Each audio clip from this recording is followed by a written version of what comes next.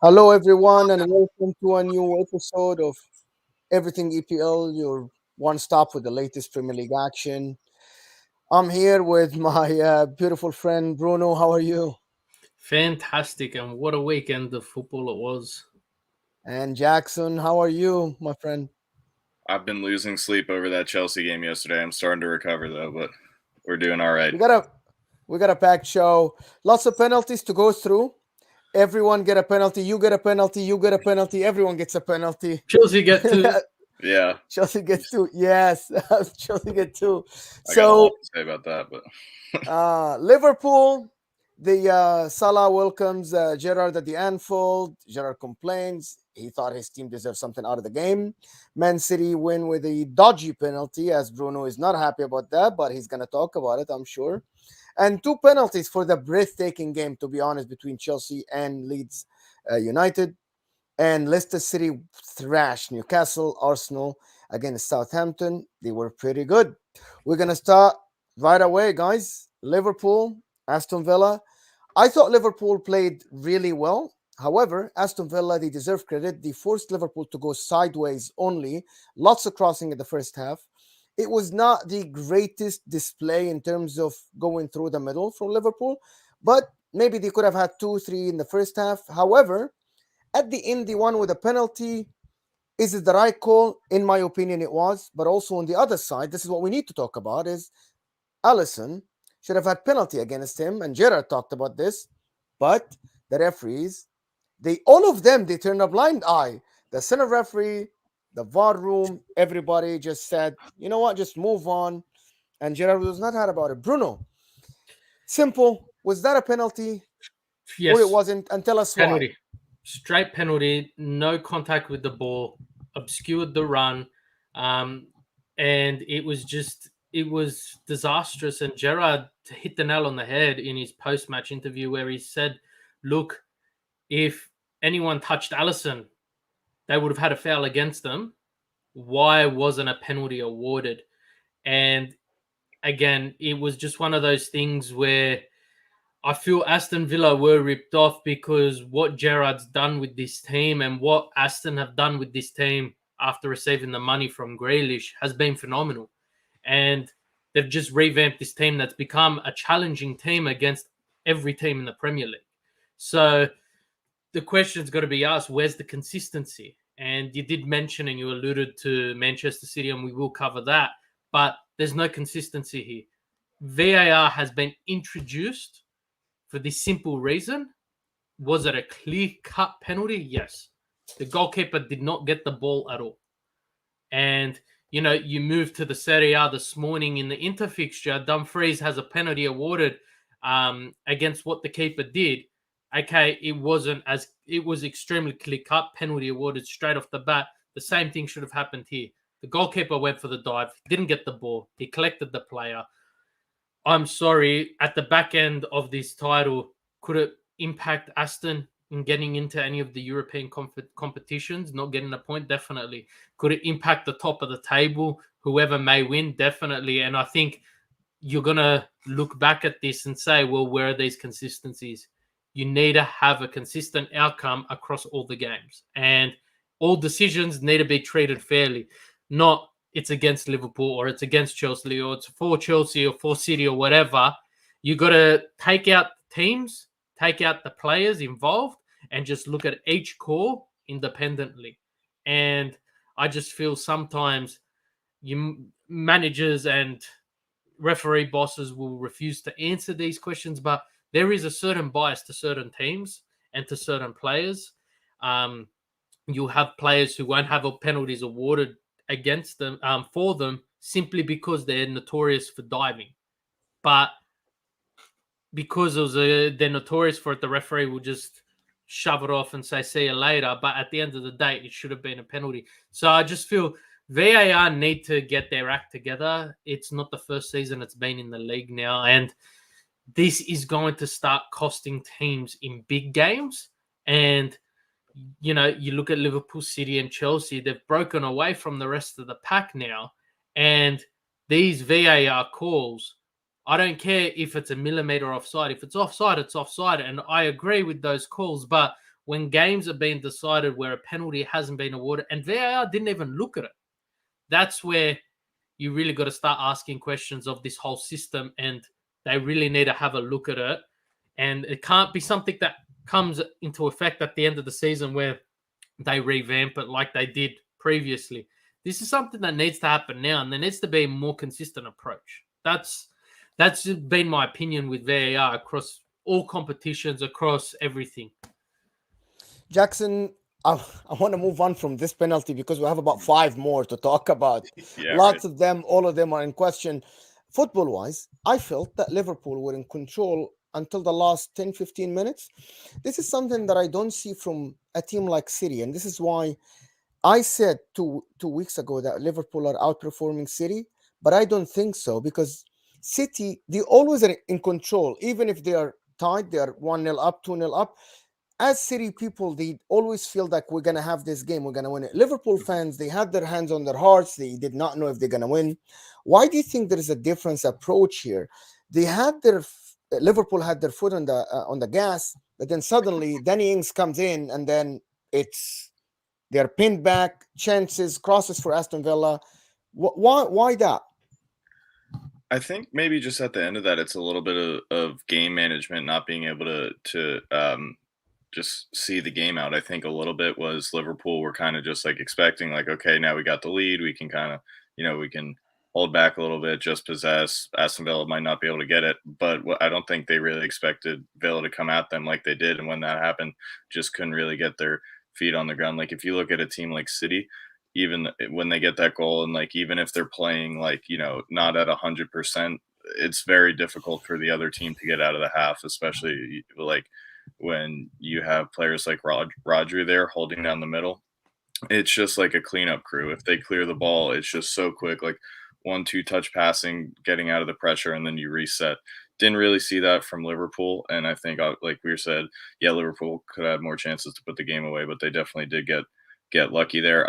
I don't know if that is necessarily something to be held against Liverpool for the whole entire time, because I think maybe we know what they're capable of, and we know like they can see a game out. So maybe it was just like a lapse in concentration there, and they got worried and couldn't really break that spell. I think, yeah, like I said, I think it was just a one-time thing for them. It's not really something to worry about, but I think it's just a good showing from Aston Villa. I want to talk about Salah a little bit. The guy is on the form. I'm not sure if this is the form of the first season, but it looks like it's actually better.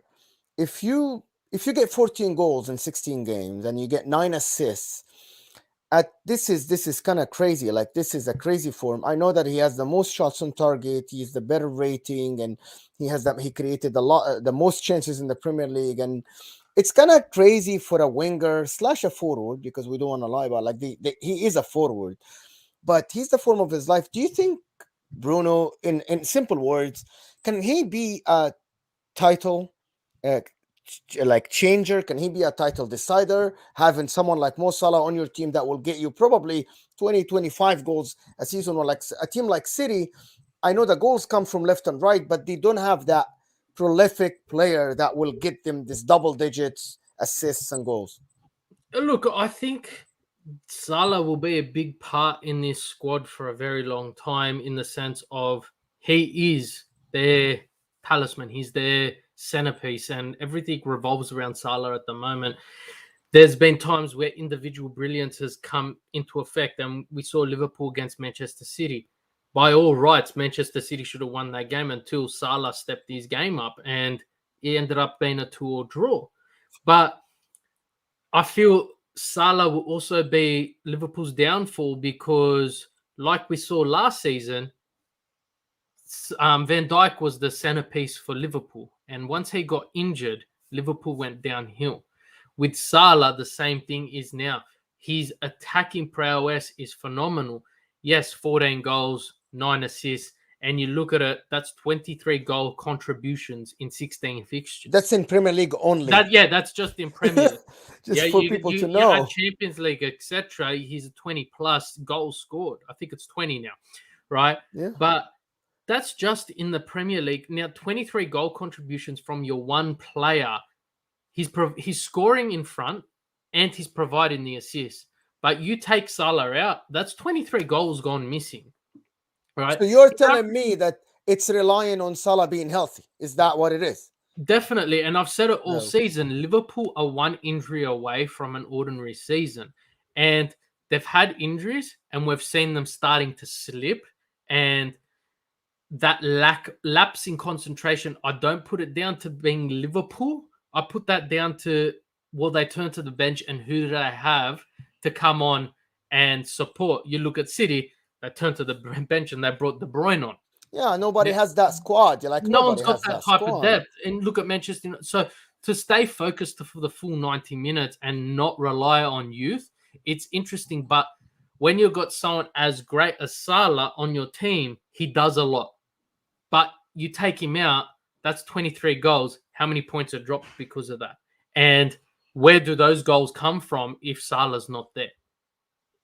Right? Well, That's this is something we need to wait for because he's going to you go look for at, 2 games in the African Cup of Nations. It's only 2 games, Crystal Palace and Brentford, but we'll see how the team play because we have not seen the team play without Salah yet. Do you want to say case in point? Let's go to Borussia Dortmund. They lose Haaland. They get knocked out of Champions League. They drop points in the domestic league. But Haaland comes back. He's back to his goal-scoring form. I think he's 16 from 16 at the moment, right? So Yes. you're looking at the same sort of scenario here. The question is, Liverpool's still a great team without Salah, but can they function as a team without him there? And the answer, in my opinion, is they will struggle to find those goals when they need them at critical times.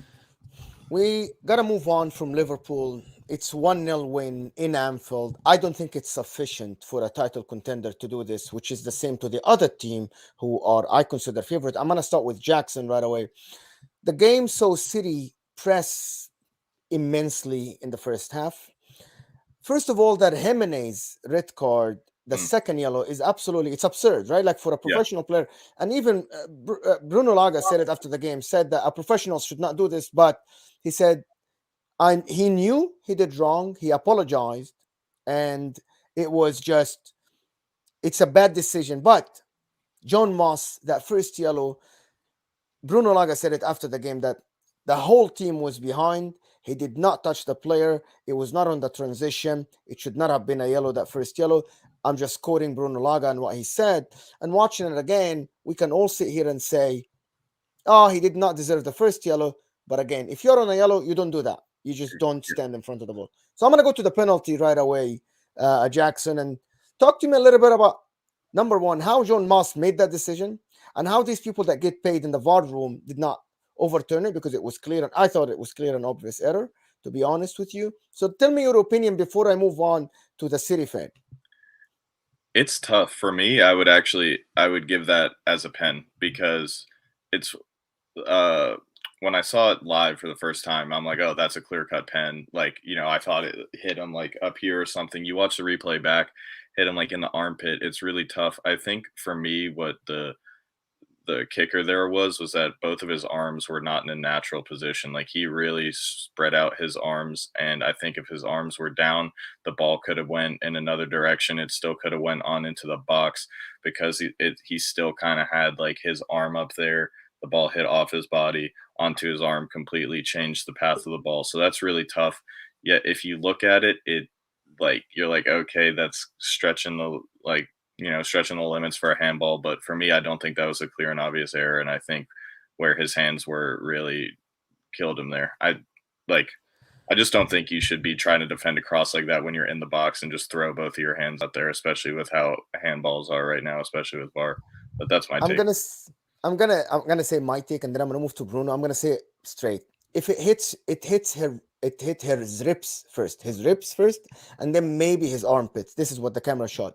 So in the law, it says if it hits part of your body first, deflects into your arm, even if I agree that it hits his arm, it's actually by the law, it's not a penalty. And the replay shows exactly that it did not hit his arm. It hit his ribs first, then his armpit. Bruno, for you as a City fan, if this was the opposition, it's not your team, would you be pissed that this penalty is awarded, apart from every other team was awarded a penalty? No, but I feel the referee was correcting an error where a penalty should have been awarded in the first half after the Jimenez send-off for a handball in the box as well. And VAR didn't even review it. There was 7 minutes added extra time. Then you had the red card. Then it went, I think it was the longest first half I've ever seen. It would have been about 9-10 minutes by the end of it.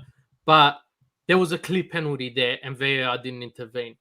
But back to Jackson's point, I feel the arms being in an unnatural position, it doesn't matter that it ricocheted off a rib, right? Because alternatively, if his hands are there by his side, it ricochets off the rib and then goes into the path of the box. But the law says that. But the law I understand what the law says, and they, again, back to my point, they got to review a lot of this stuff. And we saw the Serie A make multiple changes of the handball rule throughout the first season of VAR, because at the start they didn't know what a handball was. Then everything was a handball, and then they're like, we got to change this because this is absurd. But again, I do feel that, yeah, there should have been a penalty in the first half, and that wasn't awarded. Now, Sterling gets his 100th Premier League goal, which was a fantastic feat, which was overshadowed by this. But Manchester City's dominance of the whole game, was the penalty the decisive factor? I don't think so. I think they would have pressed on and they still would have gotten that goal. Wolves dug themselves a hole. Yes. When they got that red card, City pressed like the most amazing. The way they're playing is beautiful football to watch, because they're constantly, it doesn't matter who you're facing. When they faced Chelsea, Chelsea had the whole, we'll defend City. And when you give City that much respect, they're going to take advantage of you. Liverpool did the same thing. They learnt their lesson at half time. But the Wolves, they couldn't do anything other than defend, and they were terrible at it. That brain snap just relinquished any attack that the Wolves had, because now their strikers had to drop back to cover because they've got a red card. So even when they did get the ball, they couldn't do anything. It'd go back to a City player. So overall, everyone's saying that this penalty decided and gave City 3 points. No, after City converted the penalty, they realized we've got the lead, we've got control, let's not be stupid. If they persisted and they didn't get that penalty, a goal was surely going to come. It would have been the most amazing performance. I also have a question for you guys, just real quick on the penalty aspect, because when I first saw that penalty decision, the first thing that popped in my mind, I don't know if you remember this, when Chelsea played Liverpool earlier on in the season and Liverpool got the penalty, Reece James red card. It was a very interesting call because it hit off Reece's leg into his arm. So there's two laws that came into play there. One, if it hits off a part of the body and then onto the hand, it's not a handball. But also if the hand directly stops the ball from going into the net, it's a sending off and a penalty. And I remember Mark Antony just went over to check the replay once. He just saw a still frame of the ball on Reece's arm, didn't really check the rest of the context of play, went straight back, awarded the pen, and gave a red. So I feel like, kind of like what you said, there needs to be some consistency. There needs to, like, leveling out there with VAR, because I remember that decision and everyone was still kind of confused because really they were like, what's the right call? Like, I know this is off topic with the pens, but that was my first thing. Okay, just to go back to that call a little bit, that was not a penalty based. I'm not the referee, but I'm just reading the book, the IFAB book. I'm just reading the book and interpreting what I see. They said in the book that the ball hits your part of the body and hits your arm. It's called involuntarily, and it hits your body first. There is a difference. It doesn't matter because you can jump and have your arms out, and it hits your arm after your body. It shouldn't be a penalty. But anyway, this is weeks again ago. With that Chelsea call. What happened to double jeopardy? Where if you get the pen, why is the red card awarded? Especially in such an inconspicuous handball, an unintentional handball. Why was the red card awarded in that instance? But when you're looking at all of these decisions, I'm liking the fact that VAR couldn't determine 150% that there was a clear and obvious error. So they stuck with the referee, and the referees need to understand they have to have power, because if everything's based on VAR, well, guess what? Referees are going to become obsolete. And there's no reason to have them. So I'm glad that VAR stuck with what the referee decided, because you know what? Even if it is 50-50, I'm happy for it to go with what the refs decided. Absolutely. But I agree with if you. if it's very clear and obvious, well, by all means, 100% change the decision. But again, per Jackson's point, per my earlier point, per the general fan base, there is too much inconsistency, and VAR aren't getting involved when they need to. And I just feel if there's a clear and succinct rule, it will be so much easier to judge, because part one says this, but then underneath it, part one, section A, B, C, and D all contradict each other. So you can pick whatever part and suit it to make your own argument. Moving to the football, this game, to be honest, Bruno said it exactly. If this penalty was not awarded, the goal was going to come from somewhere. And hats off to Wolves, who tried at the end of the game to get back to the game. They had good another comment asking about the question needs to be asked: if the arm stays down, is it a penalty? No, it's not. No, it's not. It's not. It's not a penalty, Matt. You can't cut your arms off.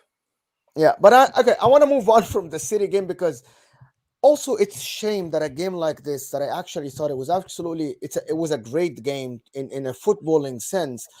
The main talking point is the penalty after the game, and I felt bad for the players who actually, some of them, Connor Cody, Traore, and a lot of and apart from the City players that played really good, Bernardo, Rodri, these guys played really well. That coming out of the game, the main talking point is John Moss and the VAR. It's unfair to these players that we are sitting here in a VAR world, not talking about the players. The VAR was introduced not to talk about it, but actually to make the game more easy for the referee. I'm going to move on to Chelsea and Jackson. Do you think that you deserve, as a Chelsea, you guys deserve the 3 points, or do you think that, as Marcelo Bielsa said after the game, they deserve something out of the game? I don't, because don't get me wrong, obviously I'm very happy we got the 3 points, but I remember walking away after watching that game and I'm just like, I'm pissed off. Like, what did I just watch? We had to rely on drawing 2 penalties from our center back to save the day. For me, when I was watching that game, Leeds had their moments, they'd attack Chelsea, and then I just kept saying, I'm like, okay, a couple bad slip ups. Now here comes a long spell of possession. Here comes some domination. We're going to get a bunch of shots on targets, corners, really press Leeds in.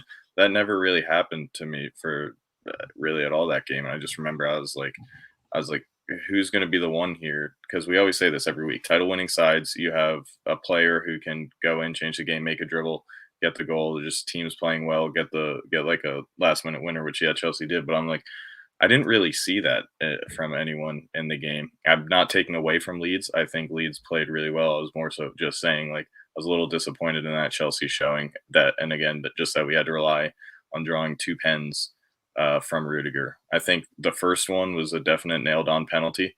The second one, I also think was a pen, but it was a little more soft. But still, why is Rudiger that top man up in the box winning the ball for us to try to get? Yeah, that's the question that should be asked. Why Rudiger was up there winning the penalty instead of the 115 million euros striker that they bought from Inter to be a starter, and he was riding the bench, and when he came on, he was invisible again and again and again.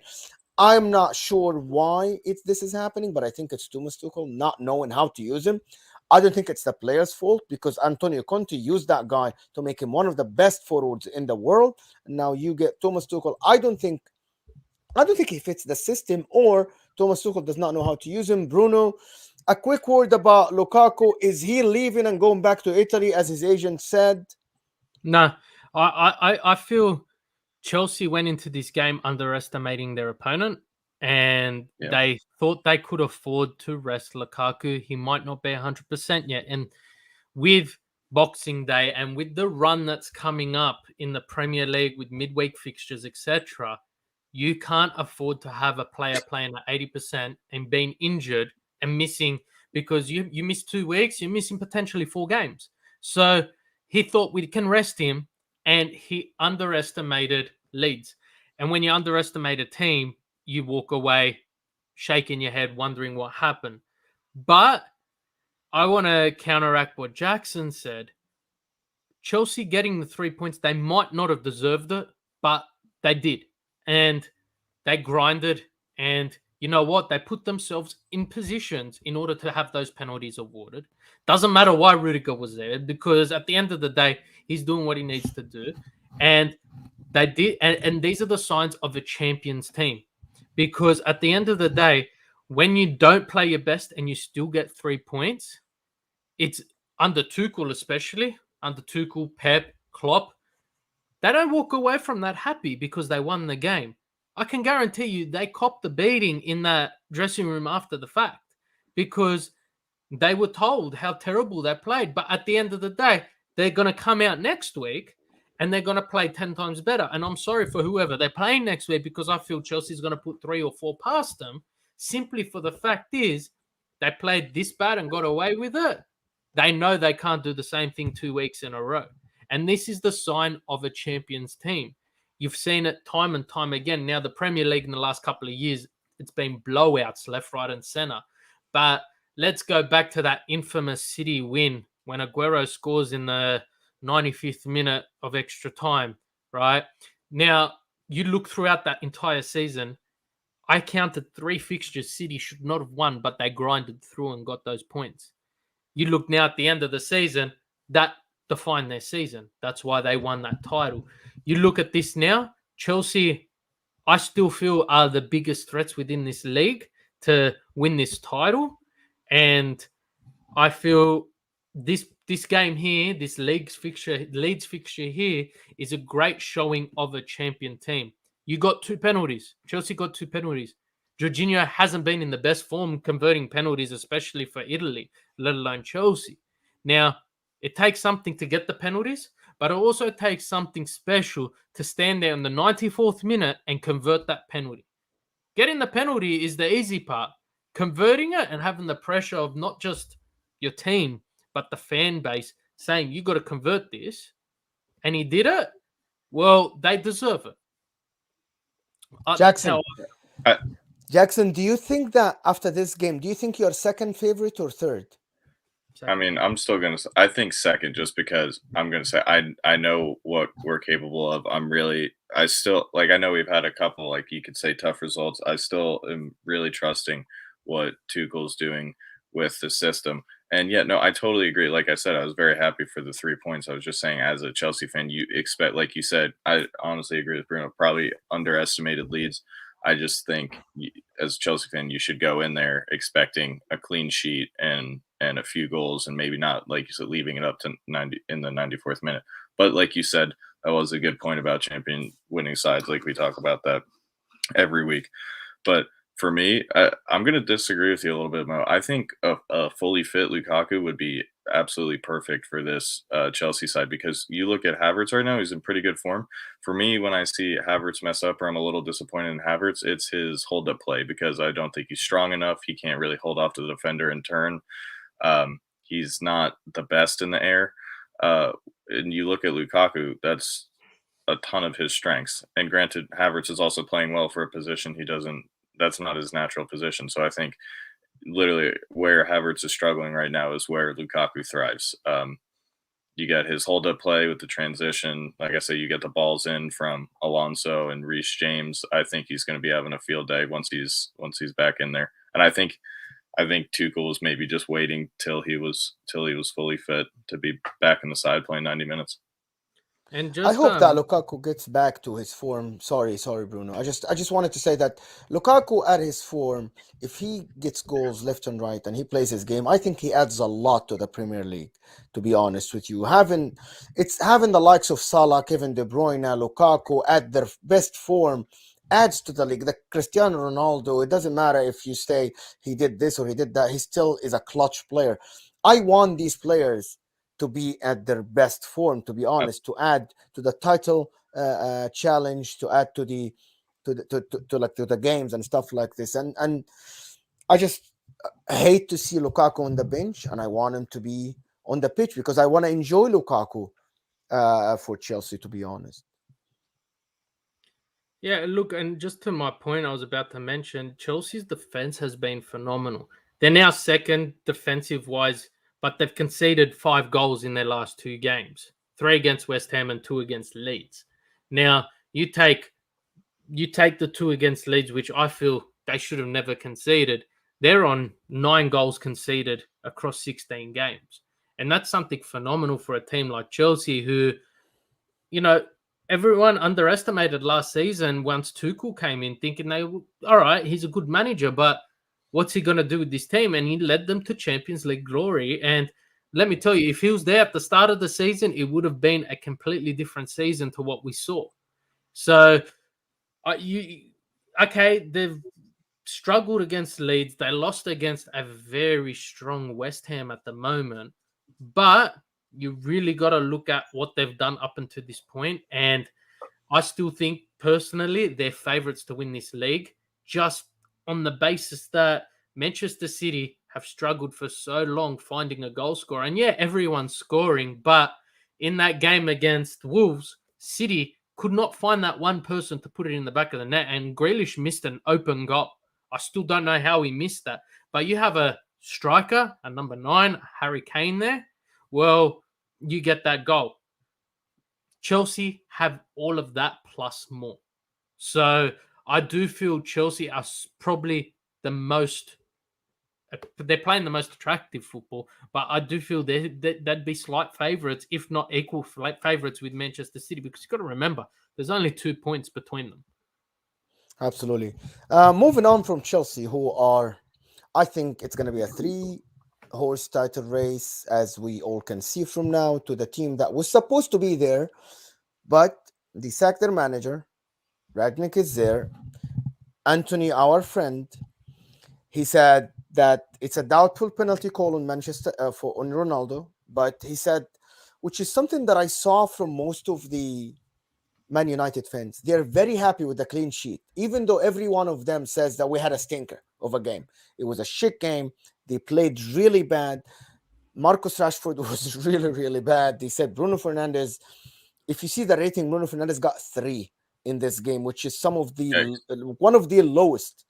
Like, it was a shocker for me, guy. Jackson, did you see what Ralph Ragnick is trying to do this game? Is it the player, or is it the system, or these players need time to adapt? Like, walk me through it. I think it's definitely going to be a little time because of where United were just at and what Ralph's mentality is. Because I know I touched on this a little bit last week, but after last week's in last week's post-match press conference, he said the most important thing to him is keeping the clean sheet, because if you get the clean sheet, then you're automatically guaranteed a point. So obviously, Ralph in training, he's going to be drilling defense into them. Like, defense is the most important thing. So that's going to be a change for them, just because, Man U, like, they conceded a lot, but their goal was to just score more than the other team. So I think getting the team all, like, defensively minded, all on the same page to do their defensive duties could take some time. And like I said before, I know Rashford wasn't playing well. Bruno wasn't playing well, but with those attacking players on the side, you're gonna get goals. And like, I think United was always gonna win this game. You're gonna get goals from those players, and so you should, in theory, win most of your games if you have a sound defense with those players up top. I guess I think he just needs a little bit of time. Tell me about De Gea a little bit, Bruno. How good is this guy? If it wasn't for De Gea, United would be nowhere where they are now. During Ole's tenure, he was absolutely phenomenal. He made Ole look extremely good as a manager. He made United compete. Just phenomenal. It was a couple of weeks ago.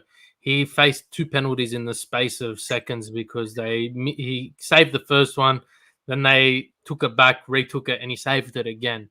And it just shows who De Gea is. But I want to just take your attention to Fred, because before Ole, when Ole was manager, Fred looked lost. He did not look like he was part of a team. He looked lost. He looked confused, and I don't know. He just didn't. He didn't feel like he knew what he was doing. But since Rolf's come, it's a completely different Fred we're seeing. Okay, last week he said he was meant to be crossing the ball and it ended up in the back of the net, but he's putting himself in a better position. He's playing in his proper position. And I think that's the first step to Ragnick's plan with Manchester United.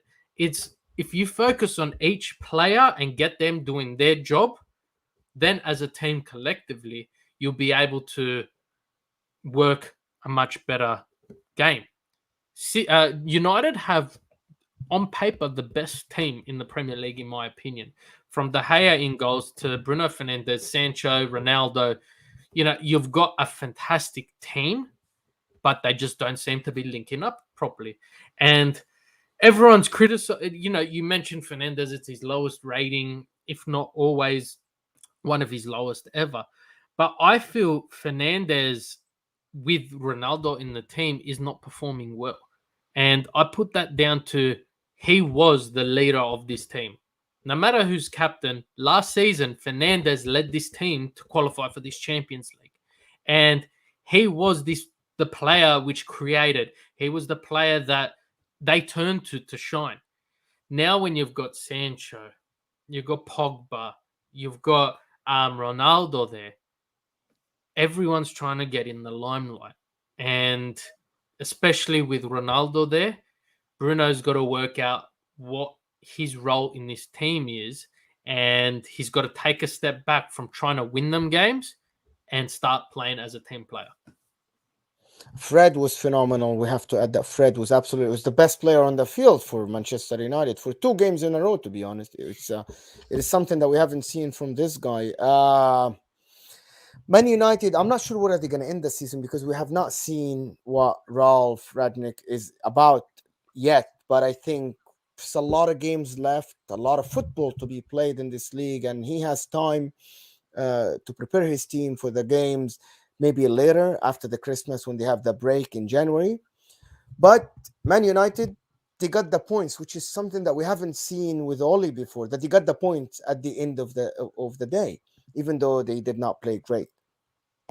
I think United will come in the top 6. I'm not sure if they're going to come top 4 because, to be honest, there is Antonio Conte and Tottenham, and he's going to spend in January. 2 games in hand. And we know what Conte is capable of if you give him what he wants.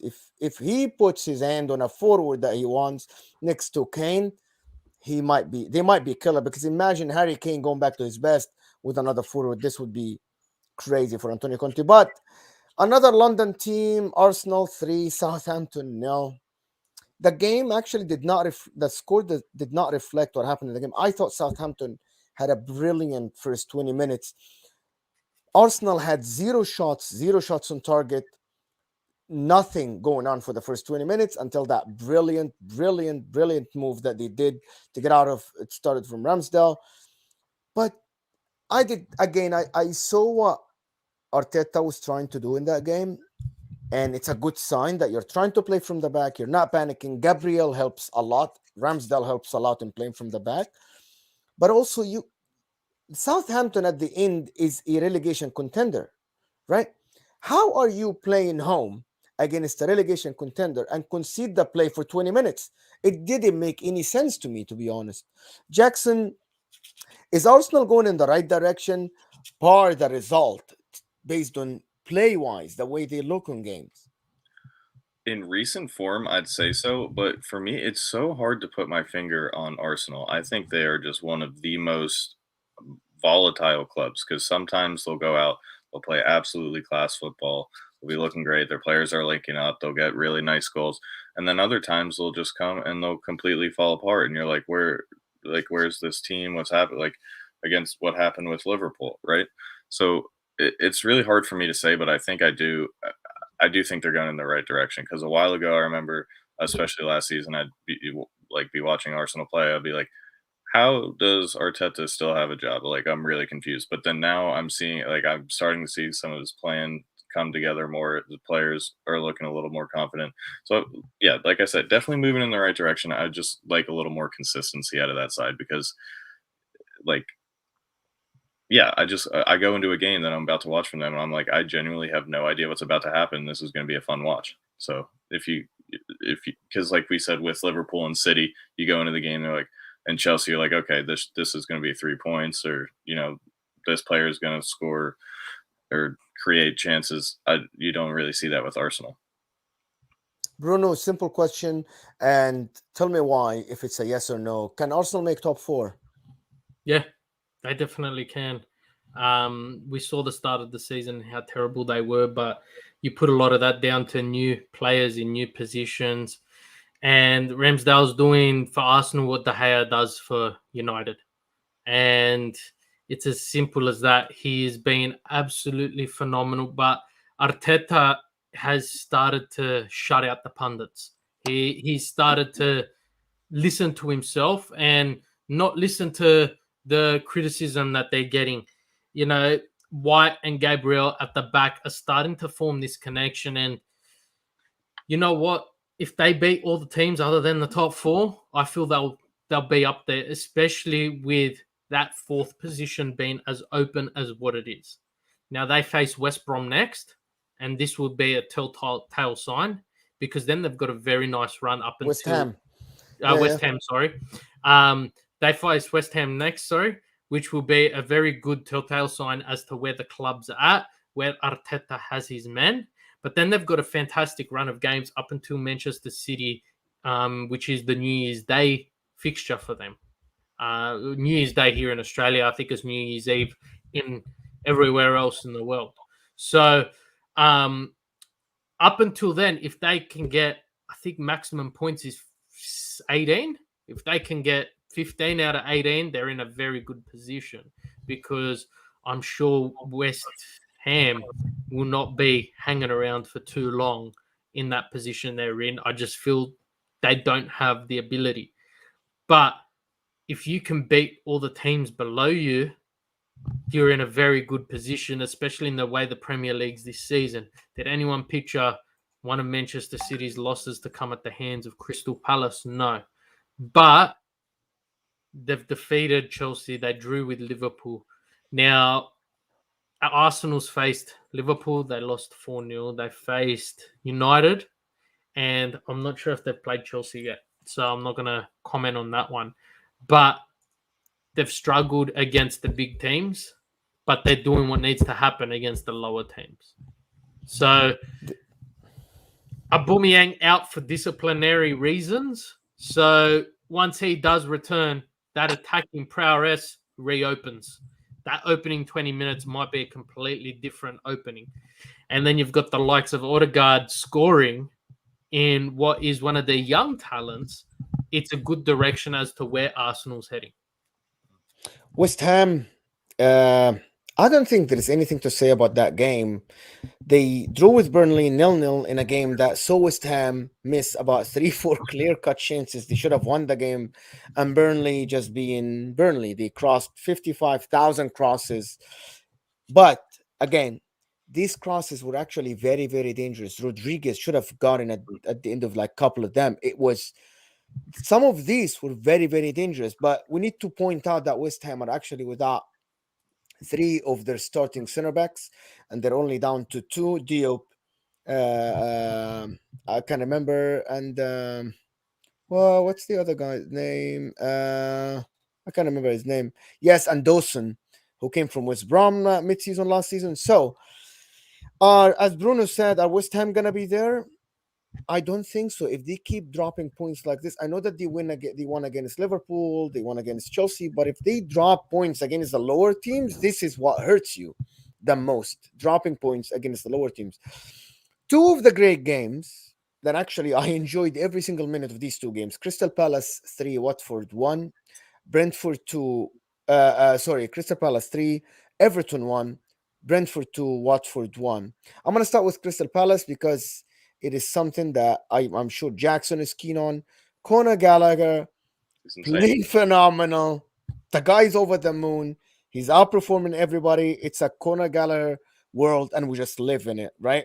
Can this guy get in the Chelsea team? Gallagher?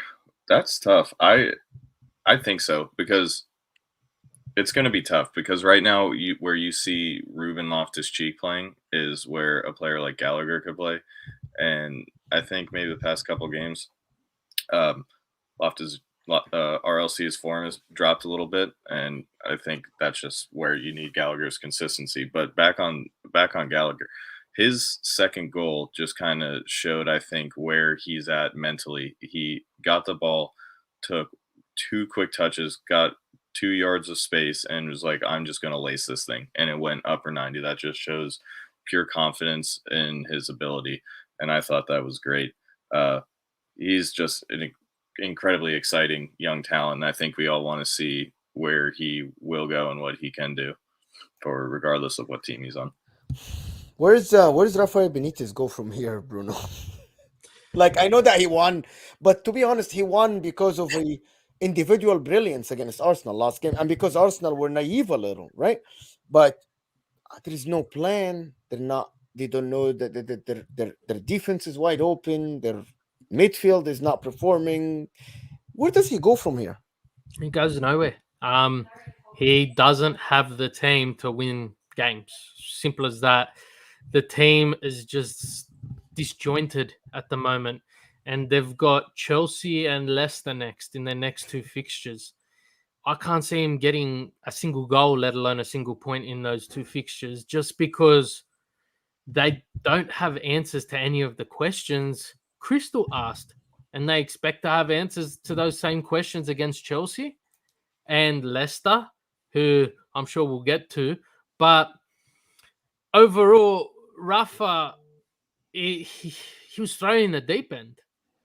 And, James left at the start of the season, and he was pivotal in their performances last season.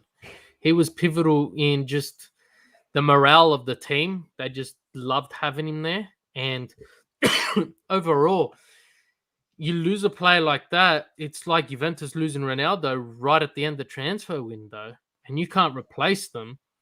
It's very tough. Imagine Grealish leaves final hour of the final day of the transfer window.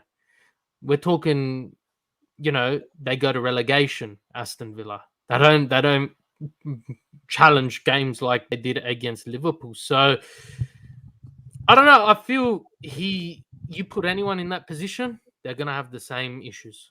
I feel it's not a management issue. I feel it's a player issue. They have an easy run after the Chelsea and the Leicester game. They have Burnley, Newcastle, and Brighton. Maybe he will survive, but I don't know if he's gonna stay after. If he loses the two games against Leicester and Chelsea, I'm not sure if he stays. But anyway, it is, to be honest, Everton. I expected them to be better this season, but they are not. They're actually play terrible, to be honest. Brentford back on track against Watford. The 1-2. It was absolute. It was. I know that it's very bad to say that. It felt like a championship game, back to back, in tackles flying.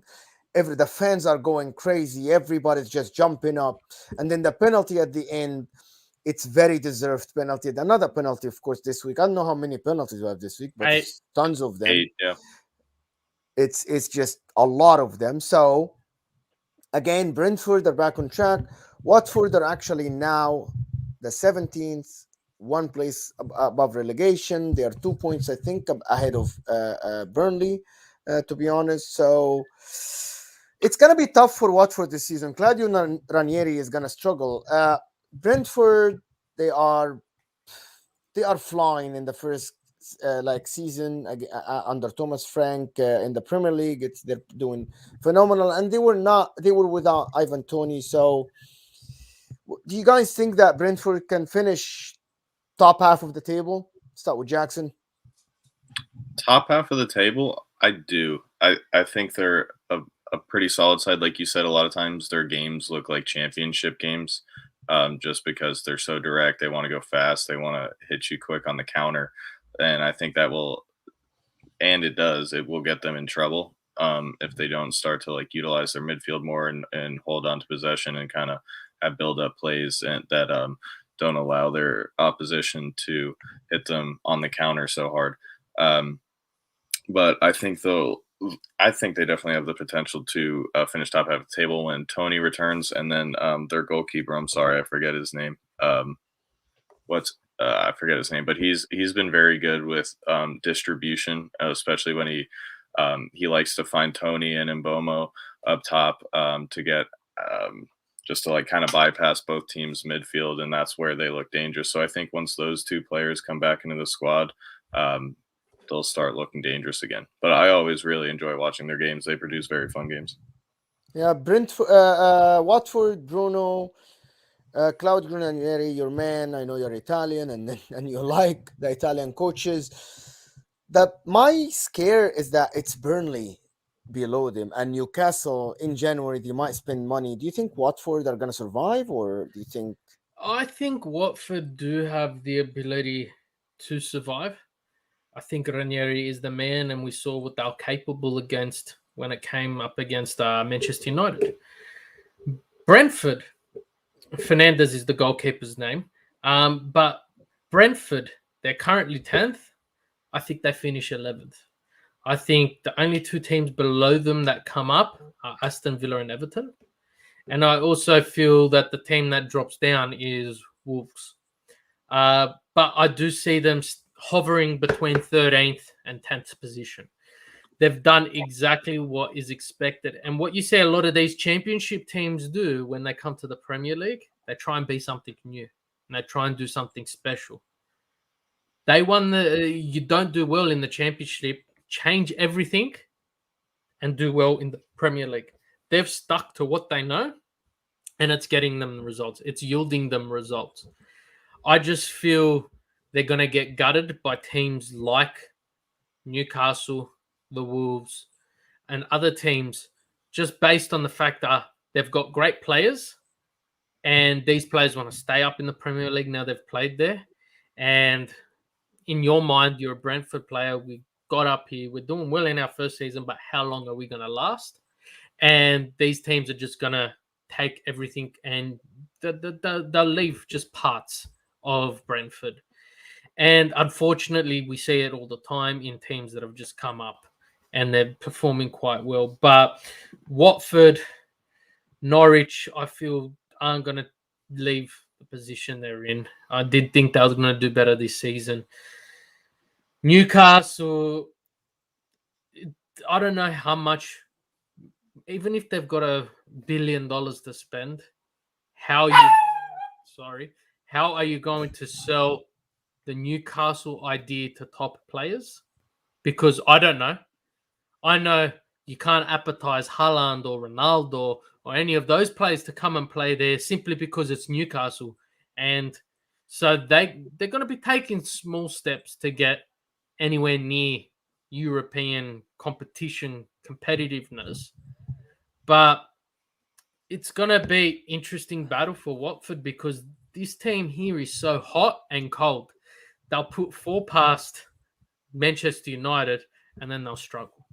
So it's a flip of the coin.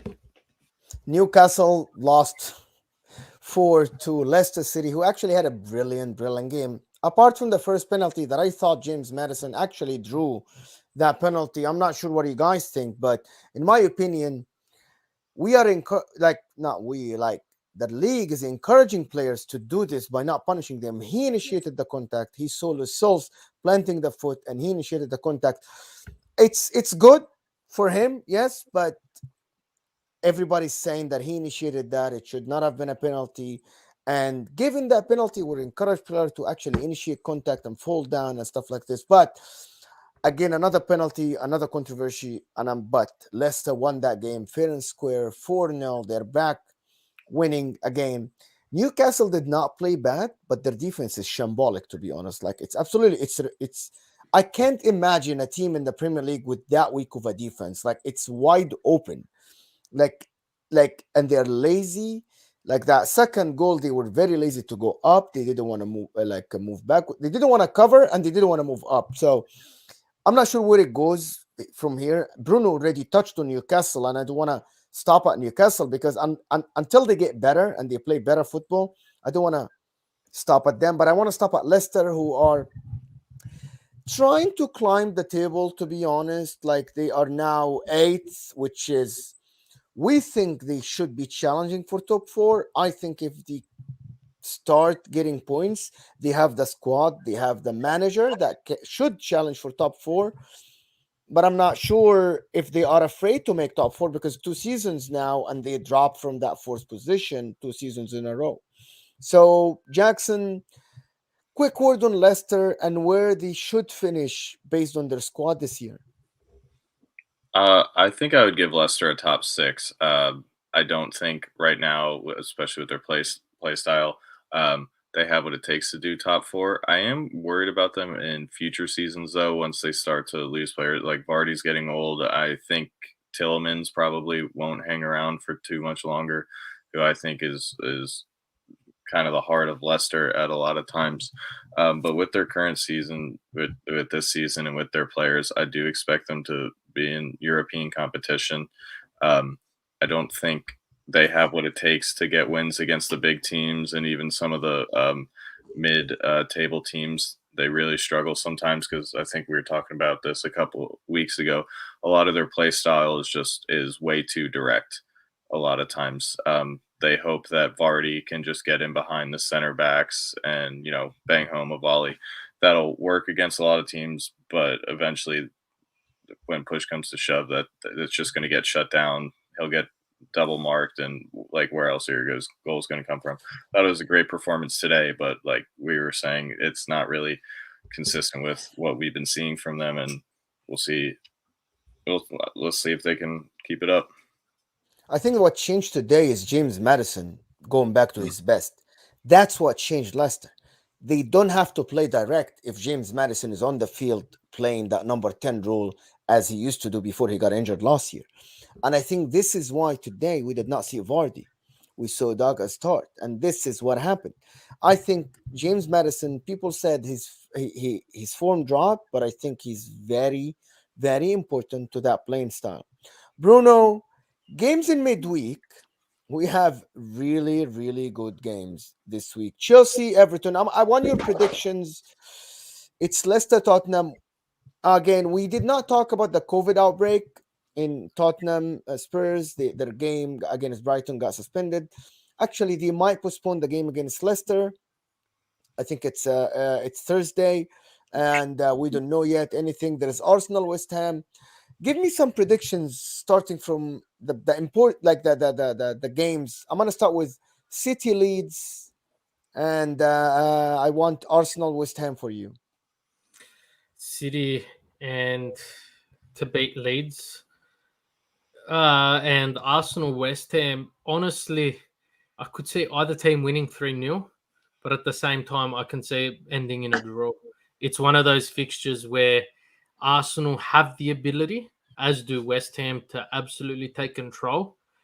And it's going to come down to the goalkeepers, who's on their form, and anything's possible with those two teams. It's probably what I feel to be what will be one of the most unpredictable games of the round.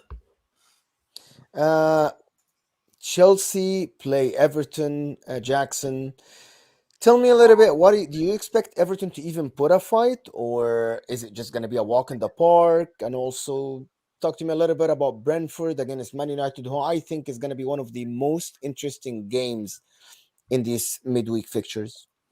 Yeah, I agree. So Chelsea, Everton, Bruno kind of touched on this a little while ago. He's saying he's worried about whoever Chelsea plays next because they're going to want to make up for their performance this past weekend.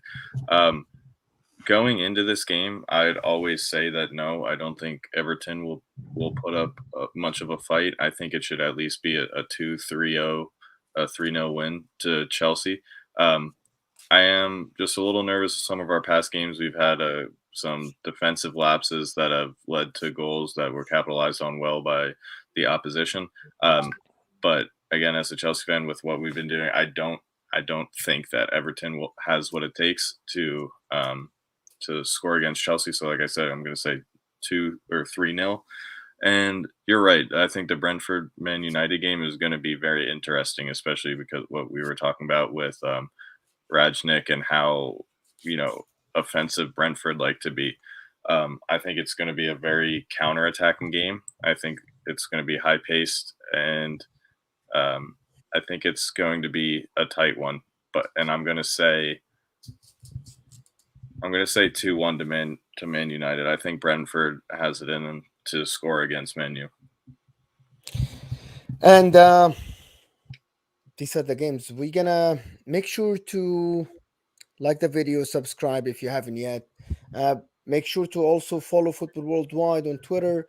Bruno, we have a lot of content coming on. The Champions League draw in about 6 hours or 7 hours from now. We're all waiting to see who we're gonna get, and I don't want to touch on it, but I want to leave the floor to you, Bruno. But plug in anything, Bruno, in Football Worldwide if you want. Yeah, guys, just don't forget you've got Champions League draw happening live. Anthony and myself will be jumping on about half an hour prior to the draw, just having a recap of the group stage and who can potentially get what.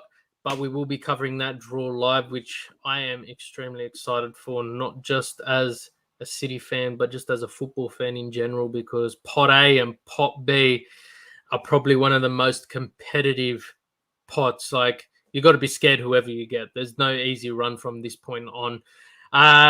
Serie A roundtable hosted by Anthony. Serie A, the top of the table changes. The baton changes hands yet again. So I'm sure he's got a lot to cover. European Weekly catch up with myself. Conversation starter.